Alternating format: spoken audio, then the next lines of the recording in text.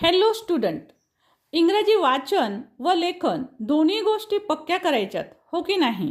इंग्रजी लिहायला अवघड जातं तर आता ते जाणार नाही. बघा, आज मी अतिशय बेसिक गोष्ट तुम्हाला सांगते आहे की जर हे सर्व क्रियापदं या जोड्या आहेत, या क्रियापद आणि सब्जेक्ट आणि क्रियापदाच्या ह्या जोड्या जर तुम्ही मराठी अर्थसहित पाठ केल्या तर तुमचं इंग्रजी वाचनसुद्धा पक्कं होणार आहे आणि तुम्हाला इंग्रजीत लिहिता पण येणार आहे.